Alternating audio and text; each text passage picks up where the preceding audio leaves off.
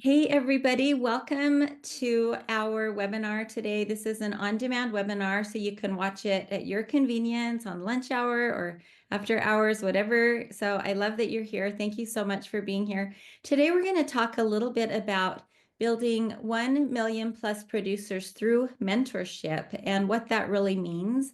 My name is Jacqueline Hurley, and I am excited to introduce you to Dr. Sten Ericson. He is a high-performing practice owner, and Jennifer Paxton, a leadership development expert, two passionate professionals who have teamed up to redefine what mentorship looks like and in a thriving dental practice. So we're excited to have them here, whether you're looking to grow a more empowered team, hit higher production numbers, or build a practice that thrives without constant oversight. This conversation will challenge and inspire you.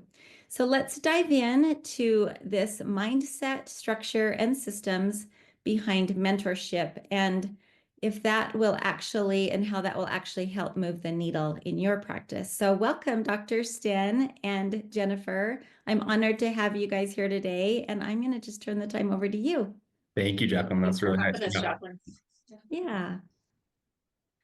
Yeah, so we've been asked this question by many people in the past is, how do you mentor doctors? How do you build them to be those $1 million producers? So that we just wanted to talk about some of those things today and how we are doing this in our practices, boots on the ground as we speak right now. So who is this for? This is for dentists and practice owners who really want to define what mentorship means in their businesses. Mentorship is one of those terms that's thrown around a lot. It's a sexy term. Everyone wants mentorships. We want to actually say, what does that mean? What does that look like from an action item standpoint? And this is something that we're constantly talking about with doctors that we're recruiting in our practices and discussions that we're having with our private clients as well. So Sten, when you were coming out of dental school, how is this something that you were seeking? Yeah, so mentorship is a very foggy term. I think it means a lot of different things to a lot of different people. And when I was in dental school, I think a lot of people is we always knew that our instructors were mentors. We always knew that our older students were mentors, right? And that kind of came without saying, right? You get a little help here, you get a little help there. They kind of mentor you through different cases and navigating certain things. When you kind of get out of school, though, that's when, as a dentist, that's when it kind of becomes a little bit difficult, right? Because I think the whole notion of, oh, I'm going to, find this, older person that I want to emulate everything about their life. And we're going to go out and have coffee and hold hands in the sunset and be mentors and mentees for the rest of our lives is this kind of this movie image of the way people kind of see it a little bit. And a lot of people think this mentor is very giving and it's free, quite frankly. Right. And I think that's a little bit of a naive notion. I definitely had it. Everyone has it. But it definitely is something that needs to be defined, and you need to kind of seek it out very intentionally is what I've kind of realized over the years. And I think imparting this on our doctors too, and finding out, hey, are they going to get, am I a mentor? Are they going to find mentors in other CE programs or other, colleagues throughout the country and things like that? So it's definitely something that needs to be defined to someone so that you're not disappointed, quite frankly, either side. So it's something that we've worked a lot on. Yes. So we're going to break this down for you, just again, defining what it means. That's kind of the problem, the solution that we have for it with building our $1 million development program and building those $1 million producers and honing in on the biggest areas of impact for your business. So Jacqueline was so kind to introduce us. If you're not familiar with us, again, we are doing this boots on the ground in our practices literally as we speak. We are not just coming from an ivory tower. This is something that we are living and breathing. We started our day today with our weekly, we call it our doctor calibration call, where we have all of our doctors on a call and we can work through some of these topics and make sure that we're all on the same page. So what is mentorship? I ask this question to any candidates that we are interviewing for our practices. And again, starting those conversations with our private clients, because everyone is asking for mentorship. It's something that, quite honestly, a lot of the corporate DSOs do very well from a marketing standpoint, that they market, they mentor their doctors. But when you ask back to people, what does that actually mean? I usually get, I don't know what that means, so, these are a lot of things that mentorship can mean, guidance, support, and goal setting. But, what does that actually look like on a day to day? So can you tell a little bit, coming out of school, kind of what you thought mentorship was versus what it ended up being versus what you wanted to develop from a mentorship standpoint. Yeah, so I kind of talked a little bit about, what generally the message, or what generally the view is on what mentorship is, and I was definitely seeking that out, and I was kind of latching on to as many different people to try to find, hey, who is going to be that mentor? Because I think there's also a feeling that everyone needs one mentor, right? Instead of a tribe, which we'll kind of get into a little bit too. But it's that was, like I said, a very naive kind of notion, and then realizing very quickly that I didn't really want to emulate anyone 100%.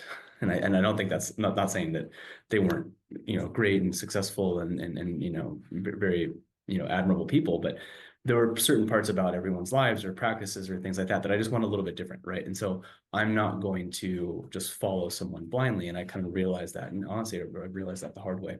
But it's it's definitely hard to kind of figure it out. So what we kind of realized, and what I kind of realized, is that I need to find a mentor for this. I need to find a mentor for that. I need to find a mentor for some certain parts of my personal life, for implant mentor, sedation mentor, things like this, practice management mentor, whatever it is, or multiple things like that. And so that's where the realization to how does this mentorship really kind of take form, and how is it going to go forward? So.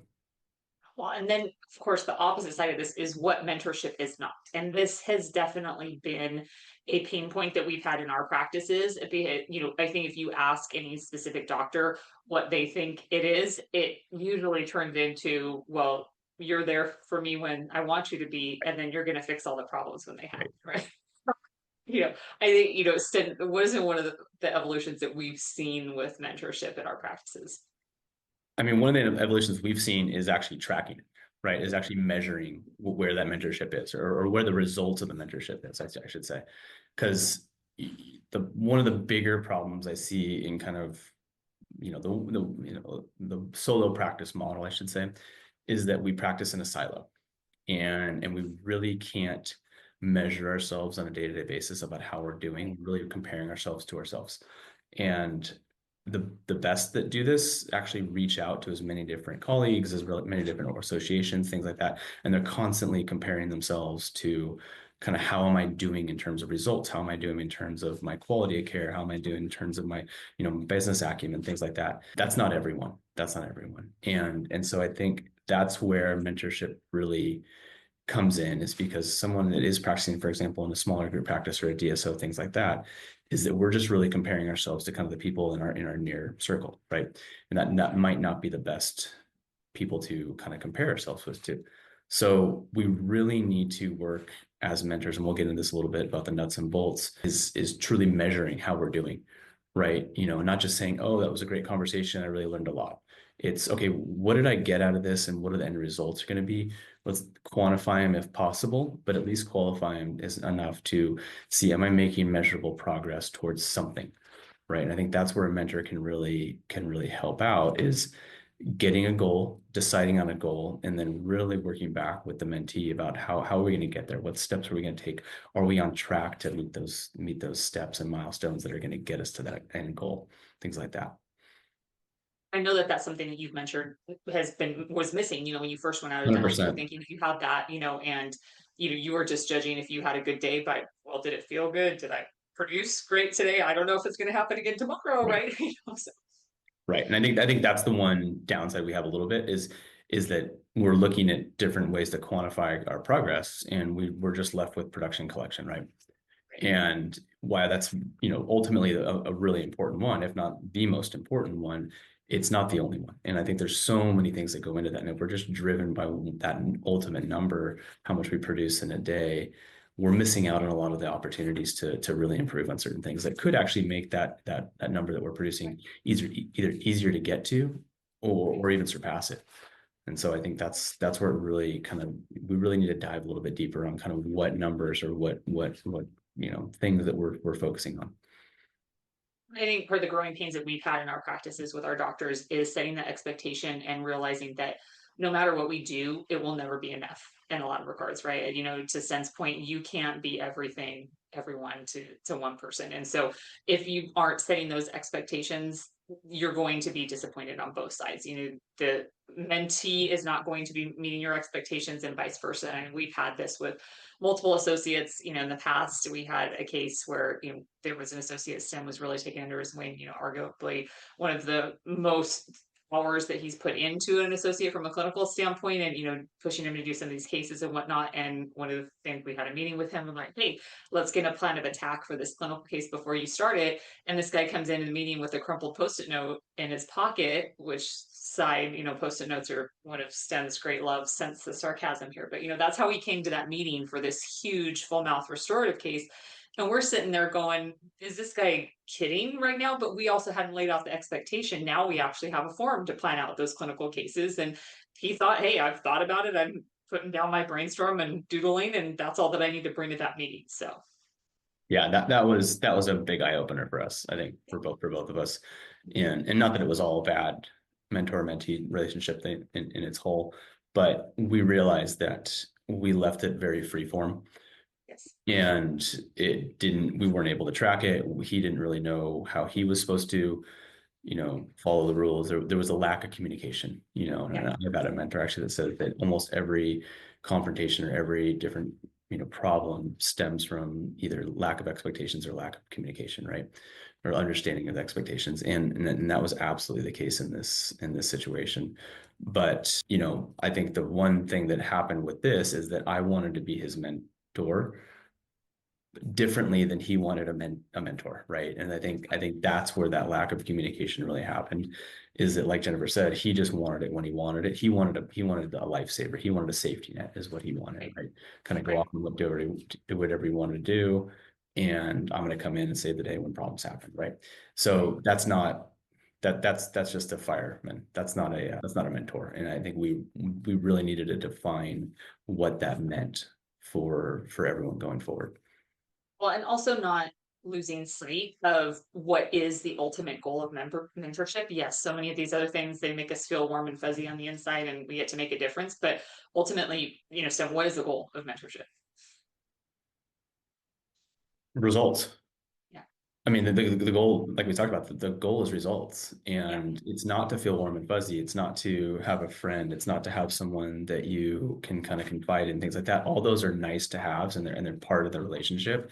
But the reason that you're taking the time to mentor someone, or the reason you're taking the time to learn from someone, if you're a mentee, is to get results. And the hardest part about getting results is defining exactly what those results are and really sticking to it, making sure that you still want that result, right? Because if you're kind of going and working really hard, what happens is you put your ladder up against the wall that you realize you don't want to climb. And so it's really the mentor's job to define kind of help define what that is, make sure that's still the worthy goal that you guys want to pursue, and really get a plan. And accountability is a big part of mentorship too, right? Doesn't necessarily mean it has to be day to day, hour to hour, but it's definitely on a consistent basis, so that someone knows that they're not just accountable to themselves. If they look at a number, they look at what they did in a day, and they're just answering to themselves. Sometimes we can kind of, be a little bit more relaxed than ourselves. Sometimes we can be harder on ourselves than we need to. But, generally it's the mentor's job to kind of focus it, put things in the bigger picture, and really work to kind of drive those results, and making sure those results are hit on a consistent basis that's going to work us to our goal. Well, especially as a business owner, if you're giving up your time, if you're giving up your production, if it's your personal time, whatever it is, you need to see a return on that investment. And I think so Absolutely. many times, and we've been there too, where, well, I'll just put in more, I'll put in more, because they will, at some point, one day, it will translate. But if you're not seeing that trajectory, then you're just giving up your time, your production, all of the things, without actually seeing the return that you need for your business. Yeah, absolutely. So this is our $1 Million Doctor Development Program. There are multiple phases of this. We're going to focus on 3 components of it today, because they are all very closely tied to each other. And we're going to start with our emotional intelligence, with our EQ mastery part of the program. The reason that we start with this, and this is just a sample of the modules that are available in our program. There's 27 or 28 at this point. This is actually one of the modules that we continue to add to the most. because it is a multi-pronged approach to training. And so much of what the doctors do that is the most difficult part of what they do is communication and getting them to realize that. So, I know which doctors, Sten, do you think that you're prepared coming out of dental school to have some of these conversations with patients? Are you prepared for that when you first get out the door? No, they're definitely not. And I mean, dental school, it does its job. It fills a need, but its main goal in dental school is to get you to pass the boards, and when you get out of school, not hurt someone, right? And it's really up to us as dentists to take that next step and really find out, okay, what are we going to be? Who are we going to be as far as a dentist? Now, what are we going to learn? And who are we going to learn from, right? Who are we going to emulate? Who are we going to take things from? But no, it's not built that way, and it definitely doesn't fill that need either.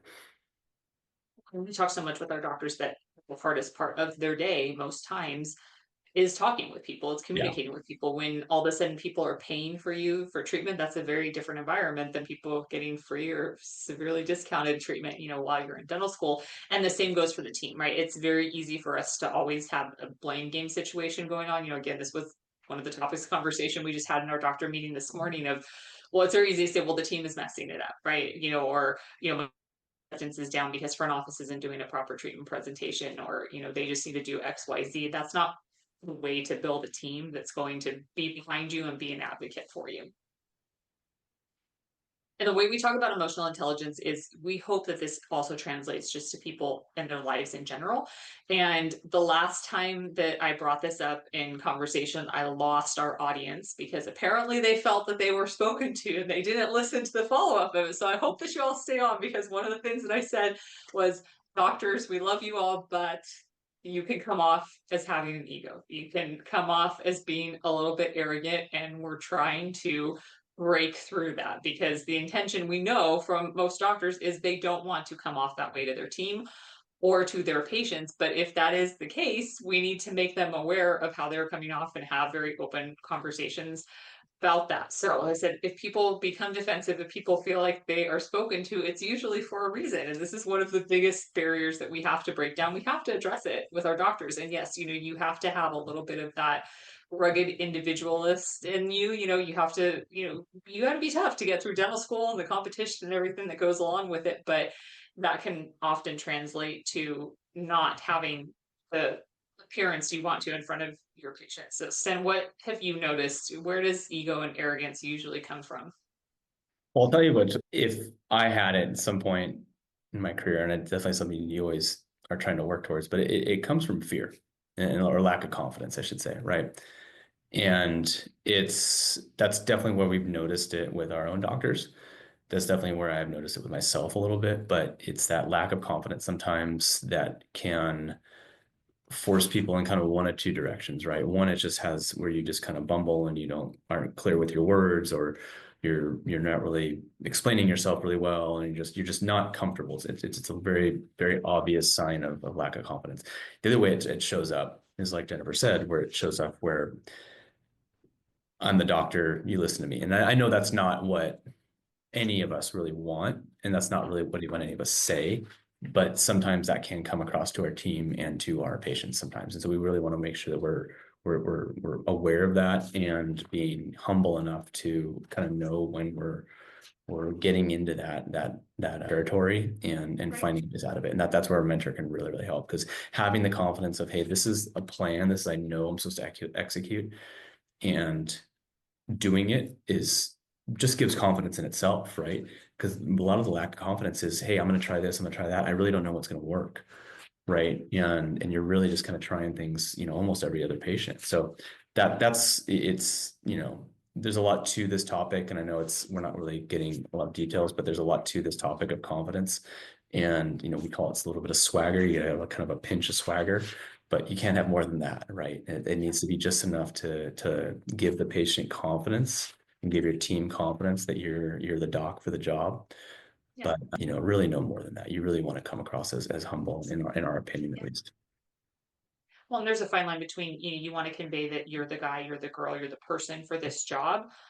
The people who are the guy, the girl, or the person, they're not telling everybody that they are. Yeah, Okay. that's right. Beyonce doesn't need to introduce herself, right? So, just kind of keeping that in mind. Part 2 is our exam analysis advantage. So this is an example of our exam analysis that we use. We use AI for. He is named Roberto. He is one of our most valued team members that we have.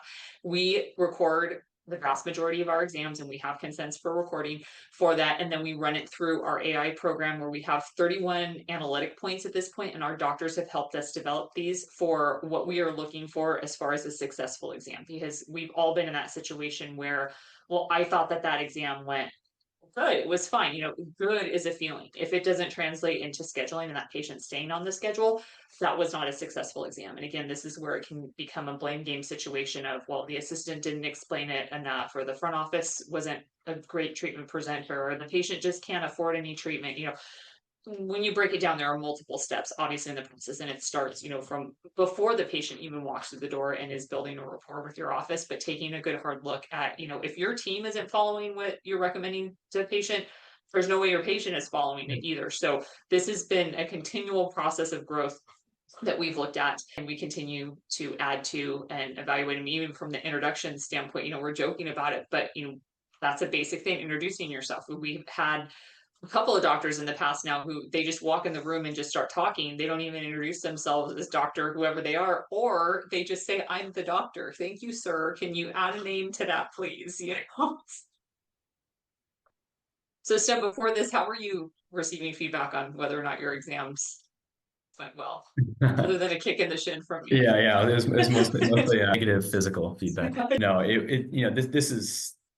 this is huge, and this has been kind of a game changer in our practices and for clients. But it's really tough to evaluate how you did in an exam for yourself. It's really tough to, and this is something we also coach our doctors on, is to ask for feedback from the assistant, right? That takes time to build a relationship with an assistant that's really going to give you either one, valuable feedback that they know what they're talking about, and two, they're comfortable enough giving you honest feedback, right? And so that's a very tough thing to do, and it's something we definitely shoot for, and we do constantly, but it's not always as predictable, right? And so the other thing is that having someone, me, Jennifer, another doctor, tell you did this or this wrong or right, you feel like you're on trial a little bit sometimes. And it's not the most comfortable place to get feedback, especially in something as kind of personal as an exam, that your exam style and things like that.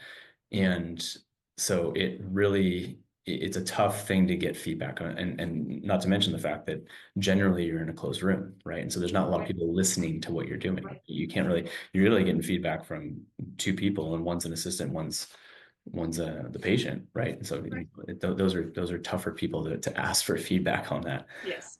Yeah, I mean, Jennifer used to give me the side looks. My hygienist used to give me the kind of tap of the wrist, like I'm talking too long on the watch, things like that. And we've all had that as dentists, but you don't really understand where you need to fix things until you just iterate constantly and just test it. It's really just trial and error. So what we really wanted to do is let's get an objective way to do this, and that's where this is really changed the game for us. But having an objective, we all agree these are the most important parts of an exam. These are most important parts of the whole process, and let's get an objective of analysis of how we did. And so this is literally just a recording. We pump into it, it spits it out, and it is ruthless. And it's beautiful. It's beautiful. And it's not like it doesn't give any compliments too, but you cannot be offended when a robot gives you feedback for some reason. It's not a personal thing. This is an objective way to do it. And no one was grading you, no one was checking off boxes, no one was listening for different words, evaluating whether that was good or not. It is black and white. It is black and white, and it's getting better as it kind of learns more about what we want. We'll give it feedback, things like that. But it's been a big time game changer. And we're not even listening to a lot of these exams anymore. We're just kind of giving to the doctors, here, listen to this. And we do this with our treatment presenters too. We do this with our assistants when they're taking x-rays and just kind of getting things ready with the doctor. So we'll have the recording on constantly. We have all the legal sign that we can use the recording, things like that with our patients, obviously. But this has been a major turning point in our ability to train on the exam specifically. Well, and some of the things, again, you're just not even aware of the habits. At this point, I know without even seeing which doctor's name it was, which transcript it is that's coming in, because they do have their unique styles. But my very favorite one that ever came back was, Roberto Fried, one of our doctors, that said that he wasted the majority of the time for the exam on an unprofessional conversation about brunch recommendations. Yeah, but Roberto was right. You spent 10 minutes talking about brunch and 2 on the treatment that the patient needed. We lost the point there. And no one's trying to do a bad job, but that's a hard fact that you wouldn't have feedback on otherwise. I don't even think the assistant was in the room at that point. So I'll come back when y'all decide where you're going for breakfast, because I got other things to do here. So. And then this, of course, ties into our KPIs and our on-target tracking. So this is a example of our doctor metric scorecard, again, that we are using in our practices as we speak. Each one of our doctors has this. It is updated every single week so that they can see their weekly stats, their 13-week averages, and their trailing 12-month averages. They all have access to each other's. This is no secret. And we start this by what their personal income goals are for the year. That's what we start with, what they want their take-home income to be, their take-home salary, and then we reverse engineer it from there. How many days off of vacation that they want to take a year? Again, it's great if you have a huge 10, 12, $15,000 day, but if you want to be gone 6 months out of the year, you have to produce that on a more consistent basis and not just have one great day. So, Sten, how has this kind of changed things in our practices? How has this become so important in what we're doing? I mean, as simple as what gets measured gets results, right? Well, what gets managed gets improves. Whatever flavor of that quote you want to use, but it's what we kind of had before is we would have monthly meetings, or we would kind of go over some numbers, we would run some practice reports, things like that, and kind of have more of a bigger meeting around everything that we're doing as far as different metrics that we're looking at, and they're not all production. They all kind of tie back to a lot of the production, but not necessarily. There's definitely some other things in there.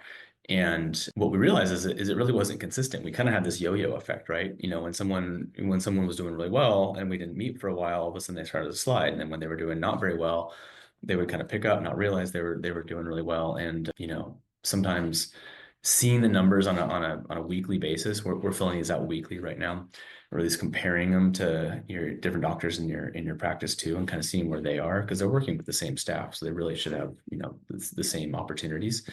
But we really saw a much more consistent just awareness of where they needed to be or where they were, and kind of whether it was a schedule, whether it was working with a team, whether it was just kind of vacation days, and how those affected production, their yearly income, things like that. Well, and that's why we paired these 3 aspects of our doctor development program together, because they are all so closely tied. It starts with that emotional intelligence, and then looking at your exams, that is your biggest source of impact you can make as a doctor, and then of course how that translates into results. Yeah. So who benefits, from this? Of course, practice owners, your associate doctors, them being able to build a career that, people want to continue to advance. If they have goals, we want to get behind their why, because that's going to be their biggest motivator, and they want to see the results. And then of course, having your entire team behind it again. If you can have a team where they can see consistency, they can see that you are helping drive results for them as well. Our team also all sets their individual income goals. We have a profit sharing plan for a bonus system, so that, we're all invested in this together. This is not just when the doctors have a super productive day, they're the only ones that are benefiting. So we want our entire team to get behind this. Absolutely. And then, Sim, why ultimately are you hiring a doctor in your practice? Why are you adding an associate? Or why were you adding your first associate when you were just a solo practitioner? Yeah, I mean, I think there's 2 different reasons I see to hire an associate, and I've done both of them, different phases of my career, of the practice, things like that. And I think the first associate I hired at a very specific role, and it was essentially to relieve my schedule so that I could be more productive. Simple as that. And so, I hired this person, I think 2, sometimes 4 days a week, and it was great. She was a kind of a stay-at-home mom before and wasn't really working. She was a dentist, and she wanted to kind of work a little bit, and we were working on a per diem. It allowed me to offload a lot of the stuff that she wanted to do that I just didn't have time. I was doing a lot of IV sedation and surgery at the time. And if the more fillings and single crowns I did, quite frankly, I just became less productive. And so I did a lot of that stuff, and eventually kind of offloaded bigger and bigger stuff to her. But that was the main reason to hire that doctor, and it worked very, very well in that situation. It did not work well when we decided to grow. And that's where I didn't have a lot of foresight in that. And I thought, hey, this person's just going to kind of morph into this new doctor that I need, that's going to be kind of a producer, that's really going to produce when I'm in another office or I'm seeing other patients, things like that. And you can't change someone's stripes sometimes. That's the job that they were hired for.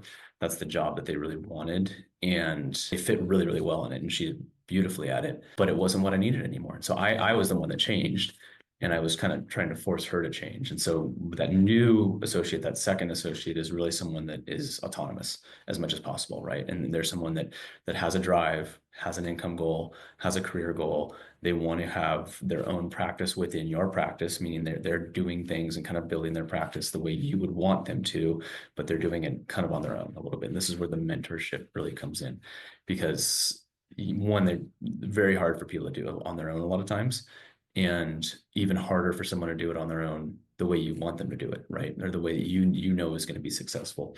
And so that was that kind of new phase of associate that we really needed to.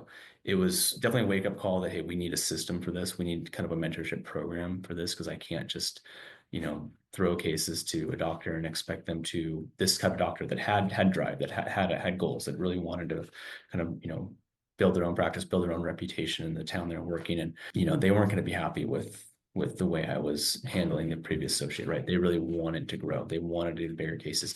They quite frankly wanted a lot of the cases that I was doing. And so I had to make a decision. Okay, is it more important for me to hold on to these cases, or is it more important for me to kind of pepper these cases in, or bring them into the fold, try to get them to kind of take these on a little more and more? And so that was a big look in the mirror for us, and kind of where are we going as a practice, and kind of who are we really trying to develop? Are we trying to develop the people that are, basically, fit in and just want to kind of be a part of the system, or if we really want to hire someone that's going to really amplify our growth and really grow with us? Well, and this is an example of someone that we have done this with in our practices in a 2-year trajectory. Is that this is an actual case study, starting from full-time with us, coming from a DSO clinic, was very micromanaged by an owner doctor, to obtaining a sedation license, starting, OS cases, increasing production by 172% in a year. She became a partner, and now, just in the first quarter of 2025, placing implants, completing full mouth restorative cases, and being on track to produce 1.2 million this year. And so this is an example of proof in the pudding of how this has worked in our practices. So again, this is just the start of what we can help you do with this doctor development program. Again, there's multiple other pieces to this. We have our treatment tracker forensics, we have our pathway to productivity, and we have our clinical mindset expander. And a lot of these things are just focused on maximizing what you have.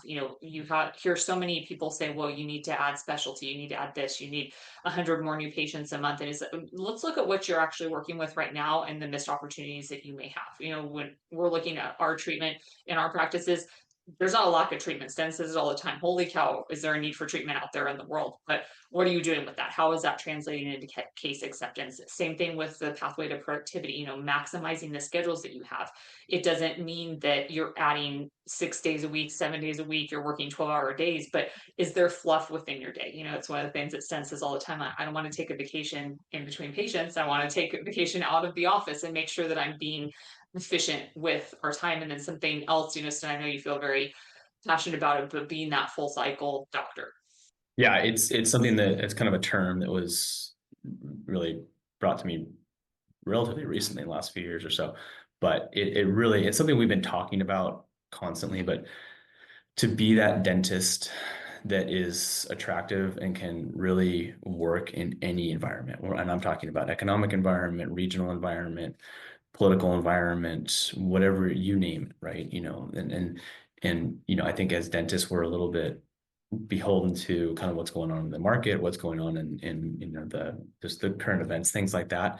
And it's really something that we need to work on. And there's definitely a certain skill set, and the exams is a big one about what that is, and really being that person that can treatment plan and can make a connection with the patient in any environment. But the other one is your skill set, is your kind of procedure mix. And what we've realized is that, there's kind of a core set of procedures, and they're not anything this isn't groundbreaking or things like that, but it's, I really think that, being a sleep doc or being a really high-end cosmetic dentist, things like that, those are all great and wonderful. And I've dabbled in things like that. It's definitely a lot heavier in the cosmetic world, but they're not necessarily full cycle procedures.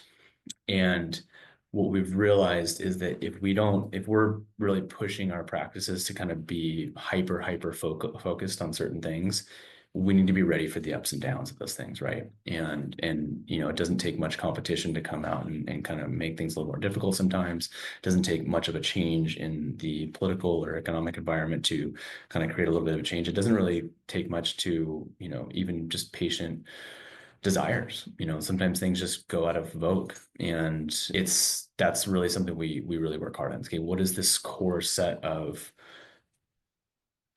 procedures that we can do really, really, really well that really are needed in any environment? And we're really focused on that. And some of them are definitely a little bit more specialty focused, and some of them are just run of the mill, doing really, full mouth endos, things like that, or endos anywhere in the mouth, I should say, not full mouth endos. Well, and the CE is such a big component of this Big time, too. yeah. Again, we talk about, hey, again, go on vacation with your family, so you don't have to wrap it up into a CE trip just for the sake of saying you're going for CE.